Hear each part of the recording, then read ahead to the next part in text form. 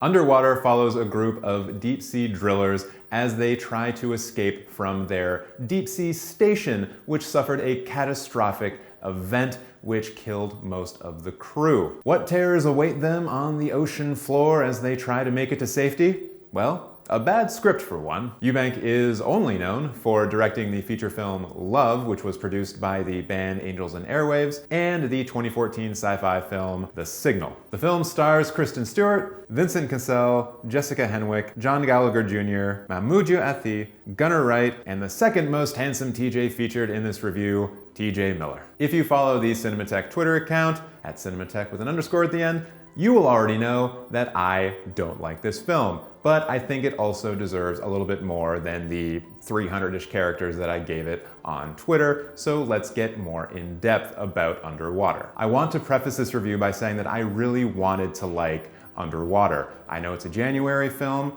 and beyond that, it's a horror sci-fi January film, and those are typically never good. January is where studios send their films to die. They know they're bad, they know they're not gonna make much money, so they just go out in January, hope for the best, and if they fail, no big deal. But I had hope for this movie. It stars Kristen Stewart, who I really like. She usually picks pretty good roles for herself, and the director's previous two films, they are somewhat festival darlings, which to me means that he makes the kind of stuff that I would typically like, especially inside of the sci-fi genre. I haven't seen his two previous films, but I just got the feeling that I would be able to vibe with this guy's stuff. And I really was not able to do that with Underwater. And that's a shame because I needed so little from this film in order for me to like it. I just needed it to be narratively efficient, to have some good visuals and functional acting, and we've got ourselves a decent January film.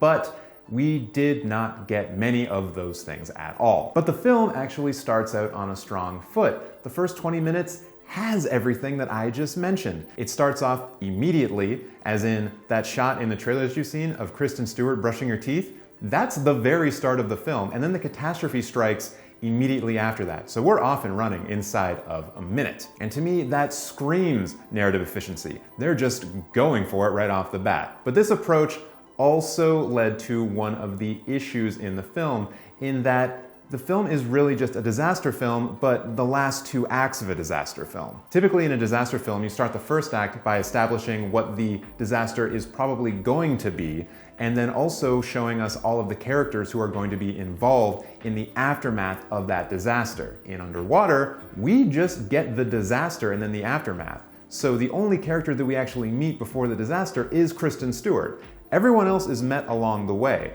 So the film has to carry the weight of trying to get us to care about these characters as they are panicked and running for their lives. It also has to try to establish relationships between all these characters as they're panicked and trying to survive. And that is a very difficult thing to do, and Underwater fails in this regard. Worse yet, the characters are given very little to do that would actually build up their characteristics. So in the case of TJ Miller, yeah, he gets to say jokes, but that's what TJ Miller is going to do anyways, and I wasn't able to get much more from him other than that. He is a smartass. Great, TJ Miller's playing TJ Miller. What a surprise. I will say that Kristen Stewart gets the most in this regard, but in the end, it's ultimately useless. The main issue that comes from this lack of character development and not really knowing them at all is that when they die, you don't care. The film asks you to care about a certain character because they have a daughter, but when they die, they just are dead, and it's fine, and the daughter was already said to be grown up, so she'll be sad, but it's not like she's an orphan either. She has her own life, she can live without her dad. What was the point of that?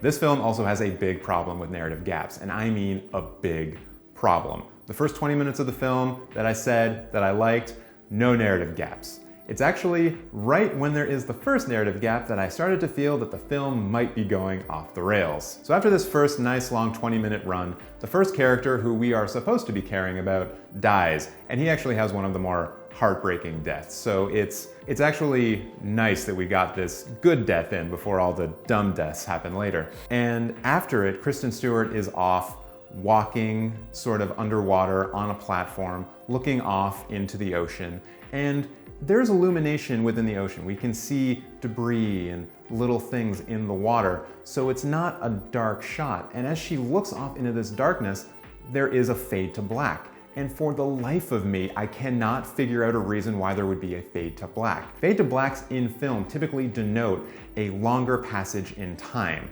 But in this case, it's almost like there was something that they wanted to show that they decided that they shouldn't show because something that they cut out later wouldn't make sense because of it. And so they just faded to black and then had Vincent Cassel come on the mic and say, hey, Kristen Stewart's character, it's time for you to jump down. And then the image just comes back and she jumps and we move on. And I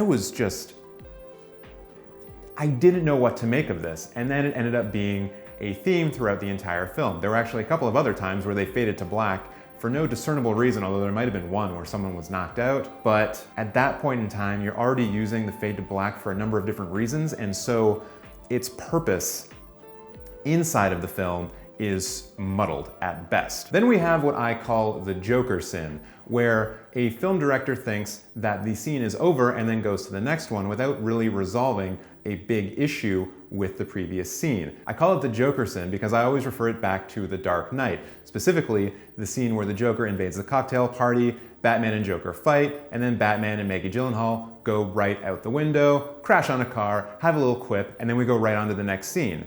The film naturally ignores the fact that the Joker is still upstairs with a bunch of henchmen in a cocktail party.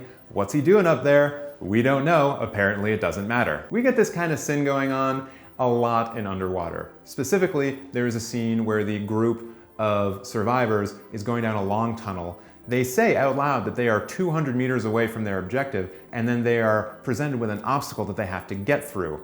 And while proceeding through that obstacle, another one of the crew members is killed. But this person is killed by one of those creature things that they show a little bit in the trailer, so I'm not going to count that as a spoiler. So this character dies, and then in the very next shot, the rest of the survivors are at their destination, which was, we were told, 200 meters away.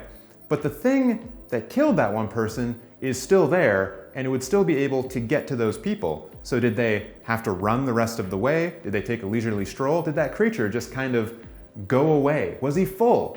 I don't know. There's just a big gap there that we don't know anything about. We presume that they get there safely because they do get there safely, but it seems strange to me that this monster that was attacking them, that was chasing them, that was stalking them, would just stop. And this is when I start to wonder if the film was perhaps cut down by an executive for some purpose that we as an audience are unaware of. The director, as I said, has an okay track record, at least when it comes to festivals. And so I expected some of these simple mistakes to just not be there, except they are, and they're plentiful. This could also come down to the fact that it is a January film. The studio is trying to make as much money as it possibly can in its opening weekend before word of mouth spreads that the film is bad. So by making the film 90 minutes long instead of 2 hours long, you can fit in an extra screening and make that little bit of extra cash.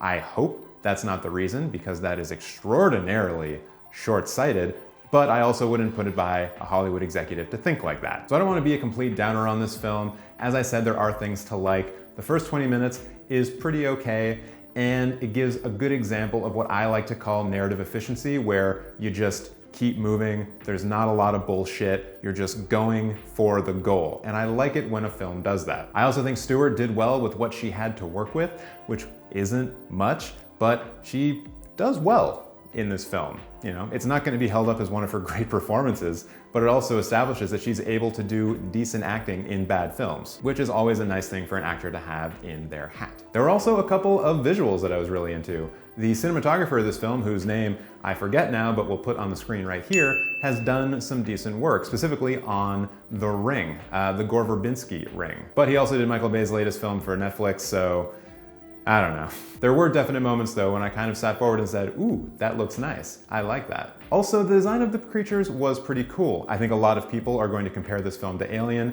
rightly or wrongly, and I think the film did enough to have its creatures be differentiated from the xenomorph from Alien that you could call them unique. Also, and this is a spoiler, so please jump ahead to this time code if you don't want to have something spoiled for you. They allude to this throughout the film with little like tidbits. And the fact that it was like an earthquake that destroyed the station doesn't make a lot of sense. until you realize that that earthquake is actually a giant Lovecraftian creature that looks really, really cool. I want that dude in another movie. Put him in Pacific Rim 3, I don't know, but I want to see him on the screen again. Except maybe he can't be because of the way the film ends. But we can work around that. We can figure out a way. It's fine, it's fine. Sadly, all of these little bits of pleasure are surrounded by a deep ocean of mediocrity that takes these little moments and just crushes them under all of its weight. It's unfortunate because I think there could have been a good movie here, but it failed in almost all regards to be decent and to respect its audience. But that's it from me. Please let me know what you thought about Underwater in the comments below, and tell me what you thought about this review. Reviews are kind of new on this channel. We're doing them because they've been requested by you, the viewer. So if there are things in reviews that you want me to talk about, to take a look at, that you're specifically interested in, please let me know in the comments. Also, like this video if you liked the review and want to see more reviews on the channel. We're going to be testing them out for the next month or so, see how they perform, and if they do good, we'll keep doing them. I also want to note that on this channel, we are going to be moving the weekly news wrap-up to Sundays, and those are always going to be live streamed. Some days we'll be doing a weekly news wrap-up. Some days we'll be doing an awards show, like the Oscars as an example. We are absolutely going to be live streaming and reacting to that live. So please make sure to hit the subscribe button, hit the notification bell, so you know exactly when I'll be going live and when these awesome new reviews come out. Well, you decide whether or not they're awesome. I hope they are. Thank you again for joining me here, and I will see you in the next video.